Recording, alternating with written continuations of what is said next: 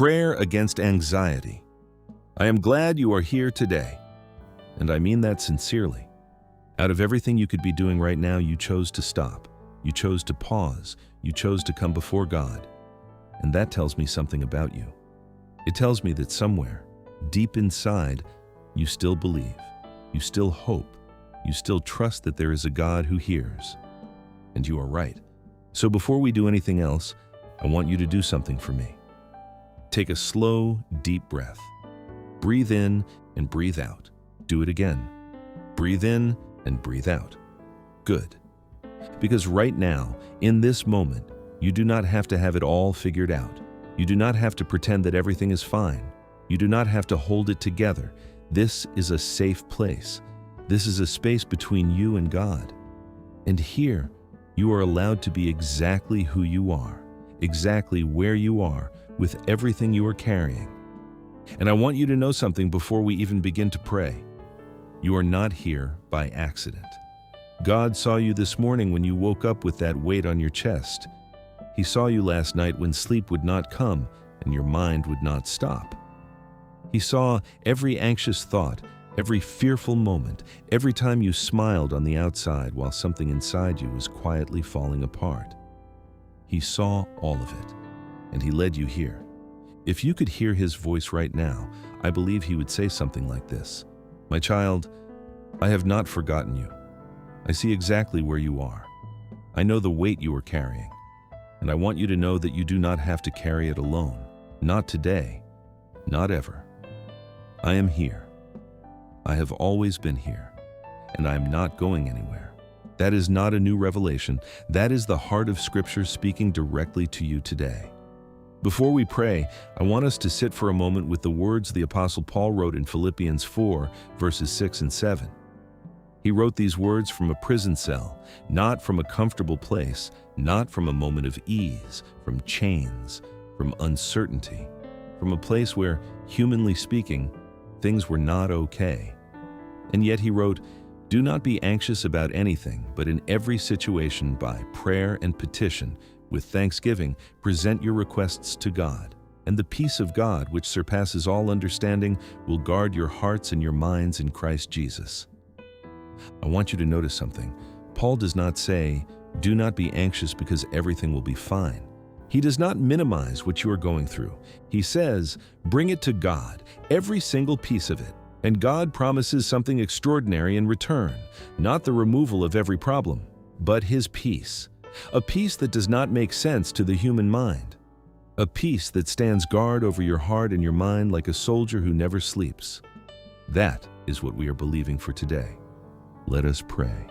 Heavenly Father, Abba, my Father, we come before you today, not because we have it all together, not because we are strong enough or faithful enough. We come simply because you invited us, because your word says to come boldly before the throne of grace, that we may receive mercy and find grace to help in time of need. And Father, this is a time of need. Thank you for being the kind of God who does not turn away a broken heart. Thank you for being the kind of Father who runs toward the child who is stumbling home. Thank you because your love is not conditional on our performance. You love us in our mess. You love us in our anxiety. You love us in our darkest nights. Father, today I lift before you every single person who is listening to this prayer. You know their name. You know their story. You know what brought them here today. And I ask you, Lord, to meet each one of them exactly where they are. There are people listening right now who woke up this morning with a weight on their chest that they cannot explain. An anxiety that has become so familiar, it feels like a permanent resident inside them. They go to sleep with it. They wake up with it. It follows them through the day, whispering that things will not work out, that the worst will happen, that there is no way forward. Lord, speak louder than that voice today.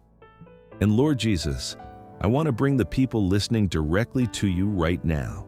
Not just to a prayer, not just to a feeling, but to you. Because you are not a distant God who observes our suffering from afar. You are a God who entered into it.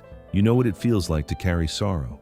You stood in the Garden of Gethsemane, and the weight of what was before you was so heavy that the Scripture says your sweat became like drops of blood. You experienced deep anguish, a depth of suffering that none of us will ever fully understand. And yet, in that moment of unbearable pressure, you looked to the Father and you trusted Him completely. Teach us to trust as you trusted. When our hearts are troubled, remind us to look to you, not to our circumstances, not to our bank accounts, not to what other people think, not to the worst-case scenarios our minds construct at 3 a.m, but to you, because you are our Prince of Peace. And the peace you give is not the peace the world gives. The world offers distraction. The world offers numbing. The world offers temporary relief that always wears off.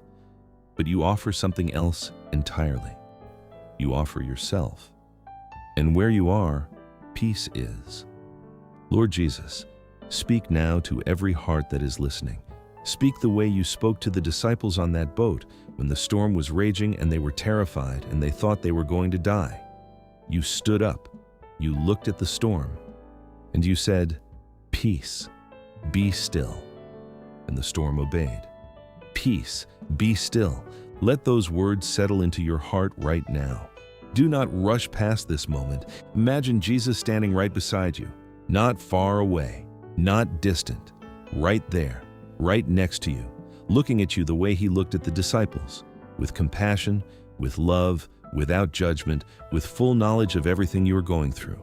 And He says it again, directly to you. Peace, be still, peace. Be still, let that land, let that be real to you today. Father, now I want to invite the person listening to do something. If you can, wherever you are, open your hands. Open them gently, palms facing up, as a simple physical sign that today, in this moment, you are choosing to let go. And now, one by one, I want you to imagine placing into those open hands everything that has been weighing on you. The financial worry, place it there. The fear about your health, place it there. The concern for your marriage, your children, your family, place it there. The uncertainty about your future, place it there. The unanswered questions, the sleepless nights, the exhaustion that goes deeper than your body, place it all there. And now, in your imagination, see Jesus reach out His hands toward yours and place everything you are carrying into His hands, because His hands are the hands that were pierced for you. His hands are the hands that have carried far more than you will ever be asked to carry. And His hands are strong enough and gentle enough and faithful enough to hold everything you just gave Him. You do not have to take it back. Leave it with Him. Father, I pray now for those who are anxious about their finances. They are looking at numbers that do not add up. Bills continue to arrive. Resources seem limited. And fear keeps whispering that there will never be enough. Father, remind them today that you are Jehovah Jireh, their provider, the God who fed 5,000 people with 5 loaves and 2 fish, the God who caused flour not to run out and oil not to dry up for a widow who had almost nothing. You see every need, you know every number, and you are not panicking. So help them not to panic either. Open doors that no one can shut. Provide in ways they did not expect, from sources they did not anticipate, and remind them that their future is not in the hands of the economy. Their future is in your hands. Father, I pray for those who are anxious about their families, a spouse who has drifted, a child who has gone down a path that breaks their heart, a marriage that feels like it is slowly unraveling, and they lie awake at night asking if things will ever get better. Father, you love these people even more than the ones praying for them. Love them. No heart is too far gone for your grace to reach. No marriage is too broken for your power to restore. No child is too lost for your love to find. Move in every family situation that is being held before you right now. Father, I pray for those who are anxious about their health. They received news that frightened them. They are waiting for results.